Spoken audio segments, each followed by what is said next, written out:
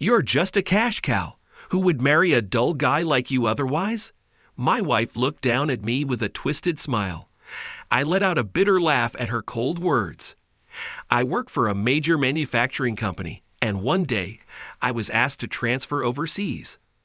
The expression on my boss's face conveyed both expectation and guilt.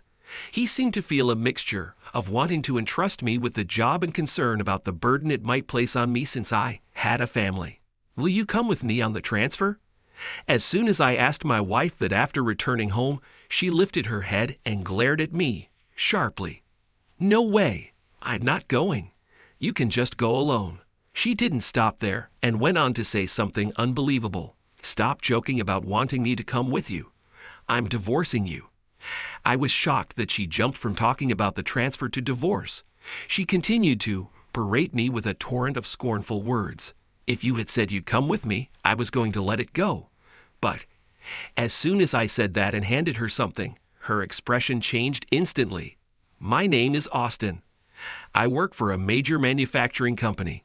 My job involves designing plant, facilities, and machinery.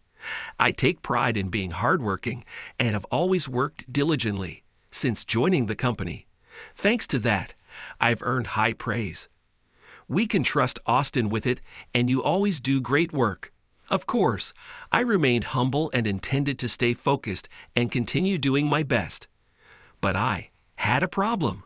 While my work was going well, my home life wasn't something I could confidently say was fine. I have a wife named Mia, whom I met through my college friend, Kevin. Mia is a really great person, and I think she'd be a perfect match for you since you're hardworking, Kevin said. We hit it off immediately and became close. We had great conversation rhythm, and Mia seemed to be a good listener. She always sparkled with interest no matter what I talked about, responding enthusiastically. Though I gradually started to like her, it was more her passionate approach that led to our dating and eventual marriage. I'm so happy to marry Austin. Let's be happy together, she said with a soft smile when we submitted our marriage registration. Seeing her expression, I vowed to cherish her and build a happy family. But things changed. 3 years into our marriage, our relationship has grown cold. It's been a long time since she called my name. In her eyes, I might not even be her husband anymore. I often felt like I was just an ATM. Mia, a stay-at-home wife, got money from me for daily necessities and groceries. But she also started demanding money for her own uses like spa visits, shopping, and outings with friends. Though she did the housework well and surely needed some relaxation, there had to be limits. Her spending habits grew worse year by year. Hey, I want to go to the salon tomorrow. Can you give me about $200? I just gave you money the other day. Did you spend it all already? What? That small amount wasn't nearly enough. Mia demanded money constantly. Early in our marriage, she at least said apologetically, "Sorry, I'm a bit short on cash." But now, she acted as if it was natural to ask for more. She even looked at me like I was the one in the wrong for not giving her money immediately. With her hand stretched out and bouncing her leg impatiently, I could only sigh. I think your spending has been a bit excessive lately. Could you cut back on the spa visits? I had cautioned her many times, but she never listened. Instead, she snapped back, "Oh, stop nagging about money.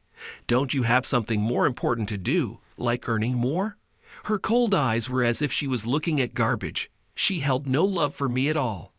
"Why don't you earn your own money for fun?" I rebuked her, only to be met with a derisive snort. "Oh, come on. You can't even support your own life properly. Don't you feel pathetic saying that?" Her words cut deep into my heart. Why was I even working so hard? Where did the Mia from the early days of our marriage go? These questions swirled in my mind, and my affection for Mia diminished gradually. Then one day, a transfer? Yes, I'd like you to consider it. What do you think? I was asked by my company to transfer overseas as the person in charge of a new plant being built in Vietnam. The expression on my boss's face conveyed both expectation and guilt. He seemed to feel a mixture of wanting to entrust me with the job and concern about the burden it might place on me since I had a family. I didn't want to turn down the opportunity given the scale of the Vietnam project. As someone involved in plant design, I wondered what Mia would say. Hey, I might be getting transferred, I said to Mia, who was fiddling with her phone when I got home. But she seemed completely uninterested and merely said, "Oh," without even looking at me. "It's to Vietnam. Would you come with me?" As soon as I asked that, she lifted her head and glared at me sharply. "No, I'm not going. You can go alone." Her voice was cold and cutting, making it clear she meant it. She returned her gaze to her phone as if the conversation was over. "Are you really that against coming with me?" I asked. She snorted with laughter. "If it were New York or Los Angeles, maybe I would come. But Vietnam? I wouldn't go there even if you begged." She didn't stop there and went on to say something unbelievable. "Don't ask such obvious questions. Seriously, stop joking about wanting me to come with you. I'm divorcing you." I was shocked that she jumped from talking about the transfer to divorce. She seemed almost pleased and said, "When we divorce, make sure you give me my share of the assets. Your salary from the manufacturing job is good, so I should get a decent amount." I wasn't particularly surprised and let out a covert bitter smile. It was a predictable answer in a way. Did she really think the divorce would go smoothly? If so, she was quite naive. Did she think I didn't know anything? If you had said you'd come with me, I was going to let it go. But I said and turned my back to her, pulling something out of my bag. She couldn't see what I was doing, so she must have looked puzzled. "What? What do you mean?" I threw what I had taken out. It was a thick envelope. "I don't understand," she grumbled as she opened it. Her voice was filled with irritation and confusion, but when she saw the contents, she fell silent. Inside were numerous pieces of evidence of her secret meetings with Kevin, photos capturing them smiling at each other, arm in arm like real lovers, and disappearing into the bustling city, together. They were clear proof of their infidelity. When I looked at Mia, her face was as pale as if she had jumped into a pool on a cold day, and her lips were trembling. A mutual friend had told me they might be having an affair, so I had hired a detective agency to investigate, albeit half believing it at first. I couldn't believe it. Kevin had introduced Mia to me, so I trusted he wouldn't do something like that. Despite my trust, the investigation proved otherwise. "You've been seeing him since before we started dating? Have you two been deceiving me from the beginning?" It was Kevin who introduced me to Mia, and Mia who seemed so happy during our first meeting. What were they really feeling? Maybe they both thought I was a fool all along. As I confronted her, Mia's face, which had been pale, gradually regained its color. She seemed to decide to stop making excuses and just admit it. "That's right. You're just a cash cow. Who else would marry a dull guy like you? I've only ever loved Kevin." Her passionate pursuit of me was just a strategy to secure a cash cow. All the time she listened to my stories with interest and said sweet things like, "I'm so glad I met someone like you," were just an act. While Mia's actions were despicable, I was also foolish for completely believing her. I lacked judgment. Her insults filled me with a mixture of frustration, anger, and sadness. "Then you should have married Kevin." My voice was dark and sunken, even surprising me. Our marriage had been cold even before the investigation, and I didn't feel despair when her affair was revealed. However, I was more shocked than I expected. Maybe it was my pride that was hurt. "Oh, Kevin's handsome, but he didn't earn as much as you, so I didn't think he was suitable for marriage. But now he's earning a lot against my expectations." Mia's bitter tone implied that if she had known Kevin would be so successful, she would have married him from the start and not me. Kevin probably introduced us with financial motives. The money Mia took from me for spa visits and shopping was used to have fun with him. Tesk, without you in the way, I could marry Kevin right away. So go to Vietnam or wherever and get out of my life. Her face twisted with anger, bared teeth, and looked like that of a demon. "Are you listening? Divorce me immediately." Her irresponsibility made me sigh deeply. That must have angered her more because she screeched, "Are you mocking me?" Her shrill voice pierced my eardrums, causing a sharp pain. I wanted to cover my ears but knew it would only provoke her further. Fine, let's divorce, I told her. I added that I would hire a lawyer and demand alimony from her and Kevin.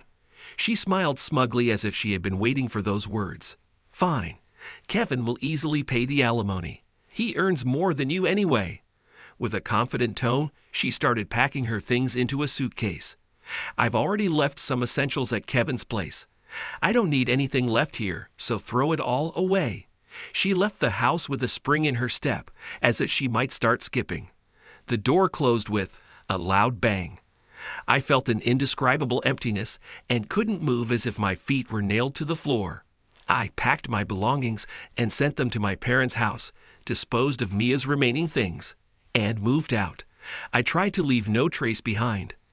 I hoped this would allow me to leave for Vietnam with a lighter heart, but the bitterness of Mia's words and the pain they caused still lingered deep inside. Austin, we've been waiting for you at the airport.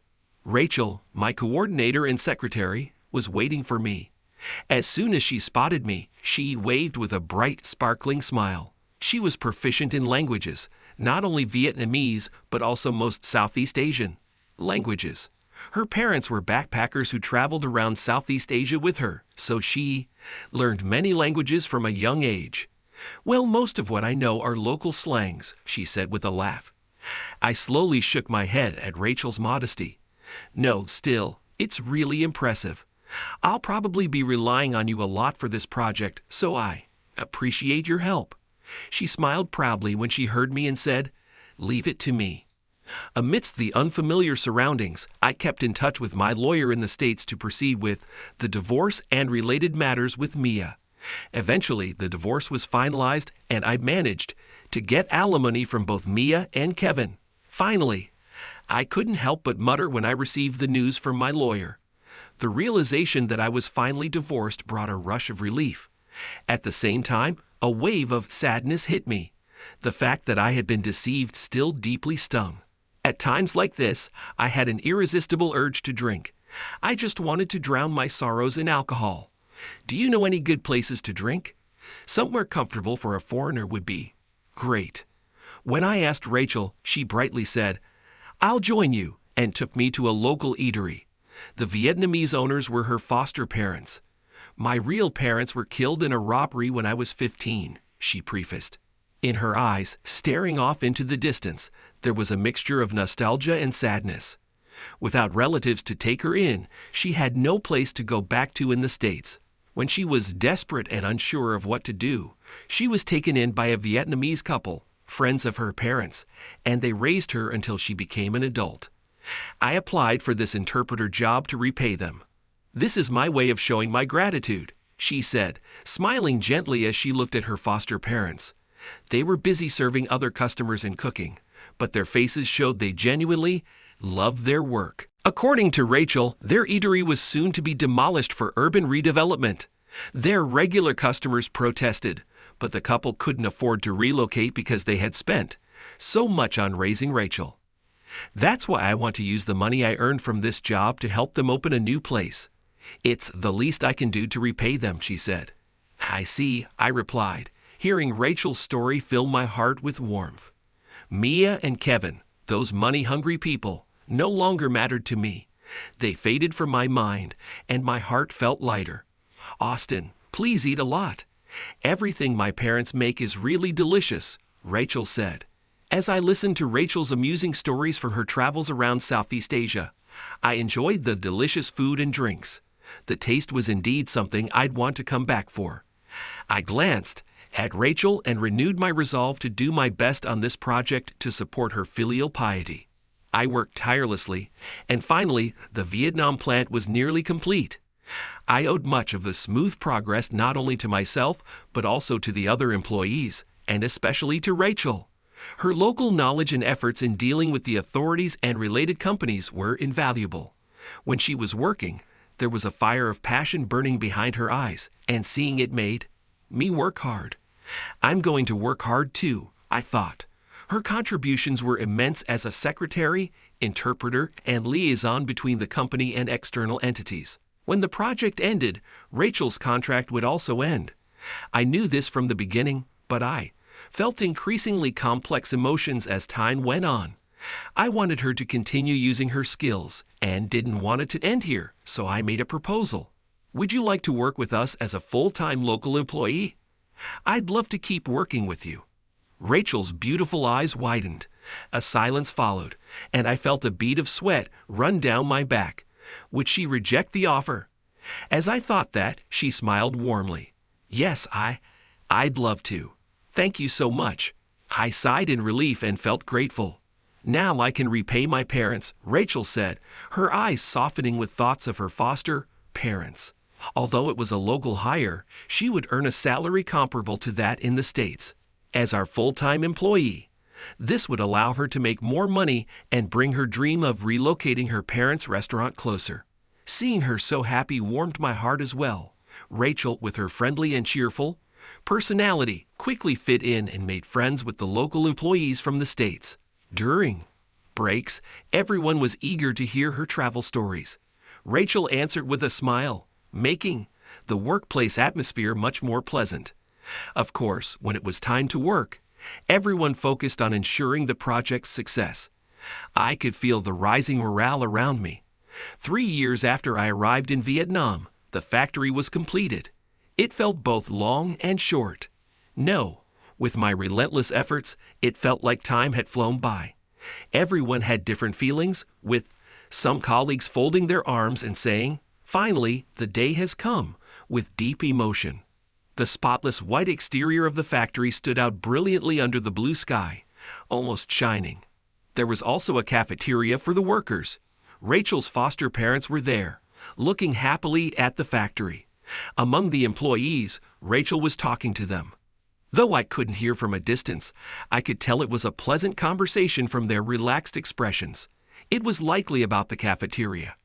Yes, when I heard that they were looking for a new restaurant, I thought, why don't you join us? In the factory cafeteria? Their cooking was excellent and well regarded locally.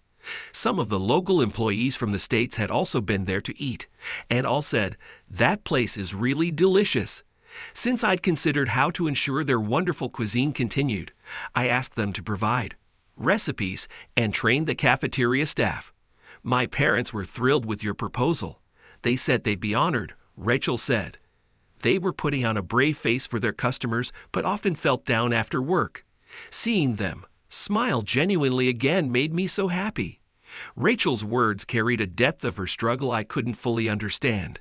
Her tears reflected both relief and joy.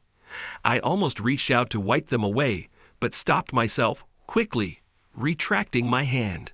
Rachel didn't seem to notice and continued with a smile. I think working in the factory cafeteria will earn them more than opening a new place elsewhere. Now we can always enjoy their recipes. It's the best outcome. Thank you. Her gratitude made me feel a bit shy. Later, the factory's opening ceremony took place. As the MC spoke, I looked around discreetly. I didn't want to stand out by moving my head too much, so I observed with just my eyes. Not only employees and construction workers attended, but even the Vietnamese minister and various international media were present. That emphasized the project's significance. The venue was buzzing with activity, and the sounds of cameras clicking and pens scribbling notes were heard everywhere. This is quite the crowd. I didn't expect such a large ceremony, Rachel whispered to me. I nodded in agreement. A few days later, I received an unexpected call on my phone. It was a name that hadn't appeared on my screen in the past 3 years, someone I had nearly forgotten in my business. But remembering them stirred my anger anew. "Hello, what do you want?" "Oh, come on. You don't have to be so harsh since I'm your ex-wife." I massaged my temples to calm my irritation. Hearing Mia's voice after so long made my voice come out low and slightly trembling. "I saw you on TV. That's amazing," she said. It seemed the ceremony was featured on the news in the States, showing footage of me shaking hands with the minister. So she contacted me because of that. But I couldn't believe Mia called just to praise me. She must have an ulterior motive. "So what do you want?" I asked. She laughed mockingly. "Don't be so cold. I genuinely thought it was amazing to see you in such a significant role." Even hearing that from Mia felt condescending. Continuing this conversation would likely lead to nothing good. Is that all? If so, I'm ending this call. I was about to press the end button when I heard, "Wait," and paused. What could she want this time? She went on to say, and I opened my eyes and said, "Ha." I said in a bare voice, "How about we meet up when I visit Vietnam soon?" "Why now? What do you want?" "By the way, I have no intention of meeting you." When I said this, Mia's voice suddenly softened. Just moments ago, she was mocking me. "I can't forget about you. That's why I want to see you." Is that so wrong? I felt my cheek twitch as I heard that. Was Mia unable to forget me? That couldn't be true. It was all my fault. I deeply regret the divorce. I dream about you almost every night. Her unnaturally sweet voice made my shoulders shake, not from anger, but from stifling a laugh. "Are you listening? Say something." "No, it's just that what you're saying is ridiculous. Now that Kevin's been fired, you're crawling back to me," I said coldly. Hearing her gasp on the other end, she was probably wondering how I knew about that. I continued before she could ask. Since Kevin and I were college classmates, what he did reached me through our mutual friends. Kevin had been arrested for embezzling company funds. His once promising career had come crashing down. A classmate who knew about my divorce informed me that Mia was dragged down with him. Mia had always been a big spender, even when we were married, and Kevin had similar habits. The embezzlement was undoubtedly to fund their lifestyle. Mia was silent. The silence was so long that I wondered if she had hung up, but the screen still showed in call. After confirming that, I continued speaking to drive the point home. "You chose to switch to Kevin, so now you need to take responsibility and stay with him. Debts and all." I heard a groan from her end. Then Mia began to scream, "I'm tired of being poor. The embezzlement was his doing, not mine. Why do I have to suffer for it?" I pulled the phone away from my ear, but her shrill voice still pierced through. "I'm telling you that I'll take you back. You should be grateful. Vietnam has some great places, like Da Nang or Hanoi, and I'll come there for you." She had the nerve to speak condescendingly even at this time. I took a deep breath and said, "Don't ever call me again.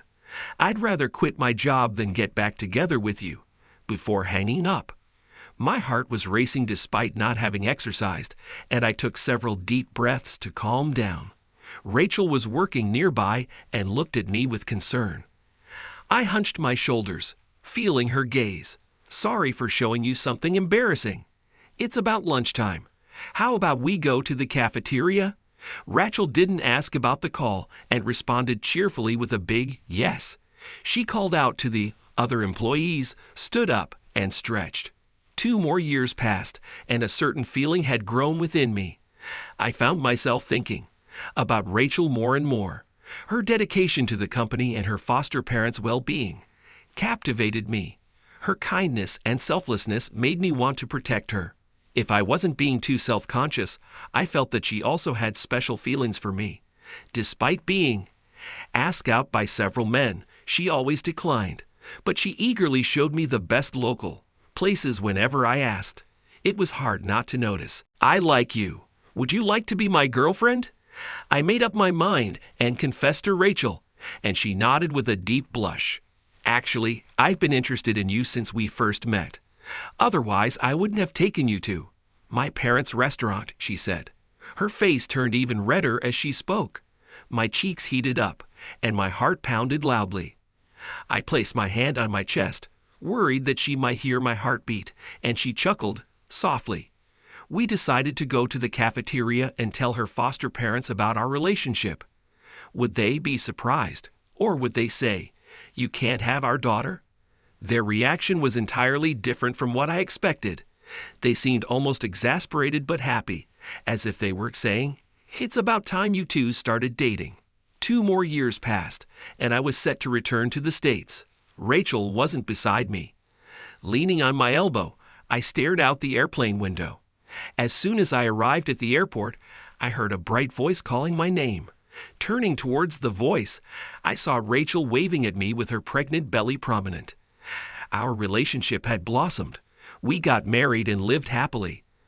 Then Rachel became pregnant. She worked in Vietnam until her maternity leave and then returned to the States to prepare for the birth. I want to give birth here. Is that okay? She had said initially, but her foster parents persuaded her that it would be better to give birth in the States, so she stayed at my family's house to await the baby's arrival. Are you okay to come meet me, though? You're in your final month. How's your belly? Didn't you bump into anything? I'm totally fine. You're worrying too much. Your mom and dad came with me. Rachel laughed, and my parents, who were standing behind her, nodded in agreement. With relief, I took her hand and said, "Let's go home."